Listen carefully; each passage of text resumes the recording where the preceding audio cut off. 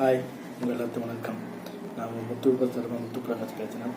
நான் இன்றைக்கி பேசுகிற டாபிக் பேர் எதை பற்றி பேசக்கூட நீங்கள் எல்லோரும் பார்த்துட்ருக்கீங்க. நான் இன்றைக்கி பேசுகிற டாபிக் பேர் வேறு எதுவும் இல்லைங்க. இவங்கெல்லாம் போய் நம்மளை கிண்டல் பண்ணுற அளவுக்கு ஆகிடுச்சு நிலமன்ற மாதிரி அதிமுகவுடைய பொதுச்செயலாளர் இருக்கக்கூடிய ஐயா எடப்பாடி பழனிசாமியை பார்த்து நம்ம ஆதரவர்த்தனும் அவர் பூசி ஆனந்தனும் ஒரு பேசி வந்துட்டு இருக்கிறாங்க. அண்ணாமலை இருந்தப்போ கூட பரவாயில்ல, 10 பேர் நிற்க 10 பேர் மடித்து பேசுவான். ஆனால் அந்த எடப்பாடி நம்பி அவனும் கூட்டணிக்கே வரமாட்டேங்கிறான்.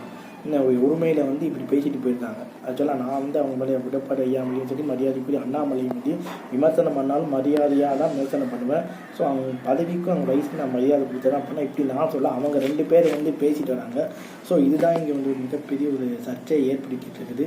ஏன் எடப்பாடி பவர்ஃபுல்லான கலைஞர் ஃபார்ம் பண்ண முடியாதுன்னா அதுக்கு காரணமாக இருக்கிறது சில அரசியல் நோக்கத்தை சொல்லக்கூடிய ஒரே கருத்து, பாஜக இல்லாத ஒரு கட்சியை ஒரு கூட்டணி அமைச்சா வெற்றி பெறுவதற்கு வாய்ப்பு இருக்குது. இதுதான் கலை யதார்த்தம்.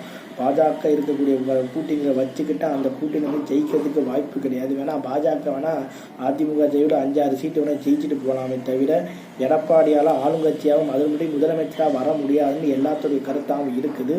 ஸோ இதை தான் அவங்க ஆதரவர்த்தனும் நம்ம பூச்சி ஆனந்தன் தாவாக்காவுடைய கட்சி தாங்க 2 பேரும் தான் அவங்க பேசிட்டு வந்திருக்காங்க. ஸோ எடப்பாடி அவர்கள் இவங்களுடைய பேச்சை நகைச்சுவையை எடுத்துக்கப்படலை, சீரியஸாக எடுத்துப்பாரா, அவர் அதிமுக தொண்டர்களுடைய மனநிலை எப்படி இருக்கிறத நம்ம பொறுமையாக பார்த்துட்டு ஆகணும்னு சொல்லி என் வீடியோ நான் முடிச்சுக்கிறேன். உங்களில் விடைபெற முத்து பிரகாஷ். பாய்.